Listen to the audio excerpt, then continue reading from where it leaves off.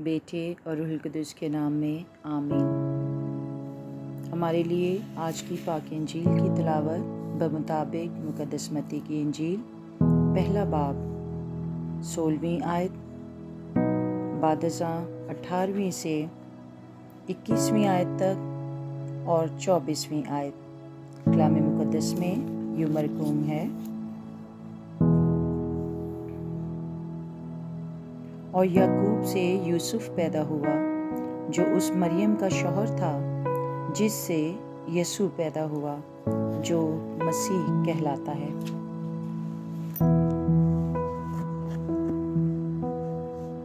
یسوع مسیح کی پیدائش۔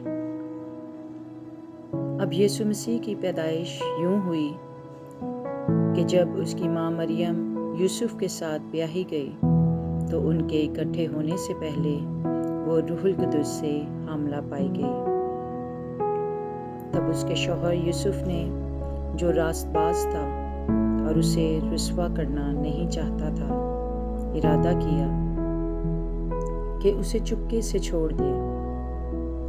وہ ان باتوں کی سوچ ہی میں تھا کہ دیکھو، خداوند کے فرشتے نے اس پر خواب میں ظاہر ہو کر کہا: اے یوسف، داؤد کے بیٹے، اپنی بیوی مریم کو اپنے پاس لے آنے سے مت ڈر، کیونکہ جو اس کے اندر پیدا کیا گیا ہے وہ روح القدس سے ہے، اور اس سے بیٹا ہوگا، اور تو اس کا نام یسوع رکھنا، کیونکہ وہ اپنی امت کو ان کے گناہوں سے بچائے گا۔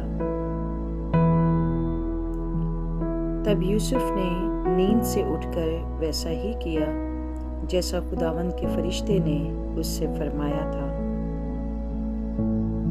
اور اپنی بیوی کو اپنے پاس لے آیا۔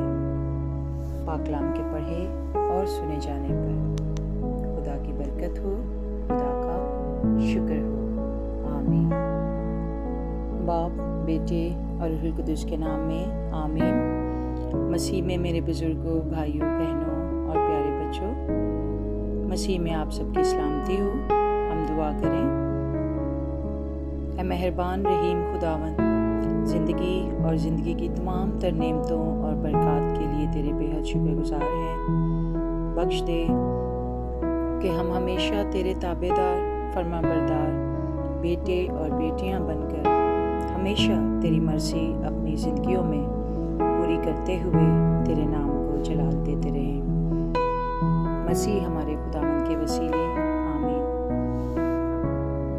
عزیز مومنین، آج 19 مارچ کا دن ہمارے لیے نہایت ہی پرفضل ہے، جس میں پاک ماں کلیسیا مقدس یوسف کی عید بڑی خوشی اور جوش سے مناتی ہے۔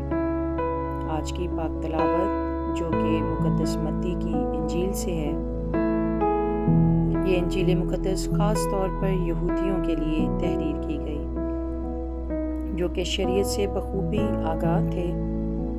مقدس متی جو کہ مسیح خداوند کا شاگرد تھا، مسیح خداوند کو عظیم استاد اور تمام بنی نوع انسان کے لیے نجات دہندہ کے طور پر پیش کرتا ہے، اور یسوع مسیح کو خدا کا شاہانہ بیٹا اور ایمانویل یعنی خدا ہمارے ساتھ کہہ کر پیش کرتا ہے، اور اپنی انجیل کے اختتام پر یسوع مسیح کو خدا کا بیٹا کہہ کر اس لقب کو خاص طور پر اہم گردانتا ہے۔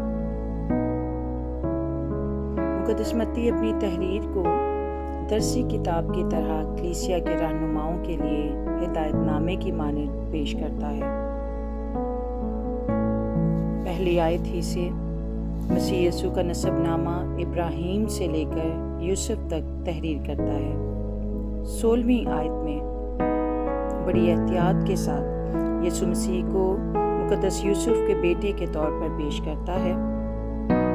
بعد ازاں 18ویں سے 21ویں آیات میں مقدس متی مسیح یسوع کی پیدائش اور ساتھ ہی پس منظر کی جانب ہماری توجہ مرکوز کرواتا ہے کہ اس وقت یہودیہ میں منگنی کے ساتھ باہم رہائش میں رہنے کا حق حاصل تھا۔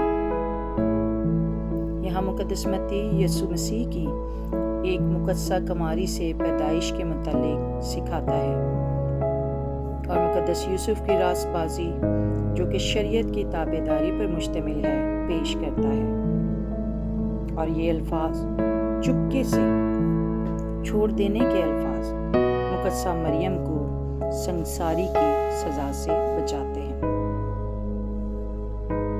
اور ساتھ ہی فرشتہ جو مسیح یسوع کی پیدائش کی گواہی اور خوشخبری دینے آیا کہ جو اس کے پیٹ میں ہے وہ خدا کی قدرت سے ہے، یعنی مقدس یوسف پر واضح کرتا ہے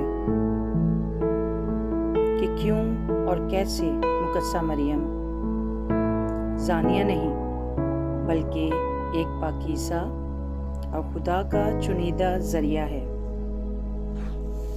عزیزو، 23ویں آیت میں تمام تر عہد عتیق کی پیشن گوئیوں کو سمیٹتے ہوئے یہ الفاظ کنواری حاملہ ہوگی نہایت ہی پرکشش، معنی خیز اور خدا کی قدرت اور اختیار کو ظاہر کرتے ہیں کہ وہ ہمارے لیے ایک بیٹا بخشے گا، ایمانویل، جس کا مطلب ہے خدا ہمارے ساتھ ہے۔ عزیزو، خدا نے مقدسہ مریم کو اپنے بیٹے کی ماں ہونے کے لیے چن لیا۔ مقدسہ مریم ایک شاگردہ کی تمام مضبوط ایمان، محبت اور خدا کی تابعداری میں خدمت کے لیے ہر وقت تیار رہتی۔ وہ خدا کی ایک ایسی تابعدار اور پاکیزہ تخلیق تھی جس کے وسیلے خدا نے ہمیں بتایا کہ وہ ہمیشہ ہمارے ساتھ ہے۔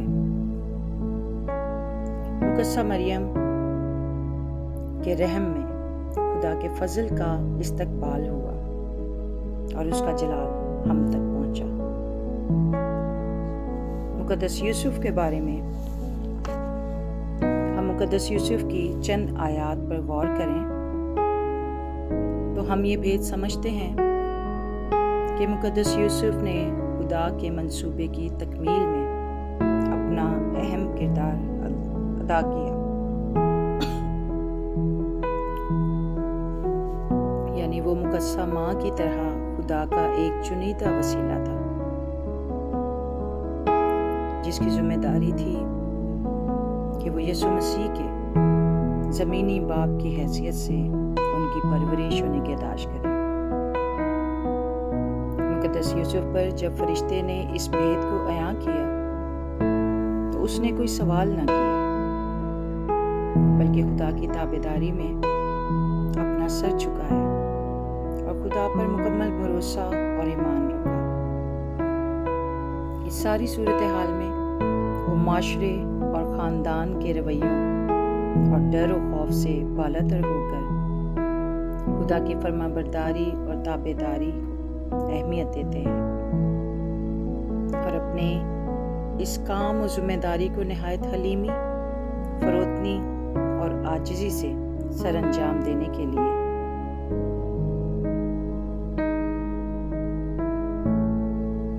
رضامند تھے۔ عزیزو، آج ہم مقدس یوسف کی زندگی سے سیکھتے ہیں کہ ہمارے لیے خدا کی تابعداری، شاگردی اور فرمانبرداری ان دنیاوی رکاوٹوں اور ڈر اور خوف سے بالاتر ہونی چاہیے۔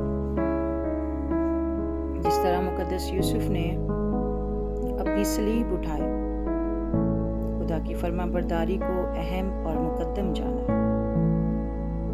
اسی طرح ہم پر بھی فرض ہے کہ ہم دنیاوی سوچوں، رکاوٹوں اور ذمہ داریوں سے بڑھ کر اپنے خدا کی رضا میں سرگرم عمل رہیں اور صرف اس خدا پر مکمل بھروسہ اور یقین رکھیں کہ وہ ہر قسم کے حالات کو سازگار بنانے میں قادر مطلق خدا ہے۔ خدا ہمیں ایسا ہی کرنے کی توفیق عطا کرے۔ مسیح ہمارے خدا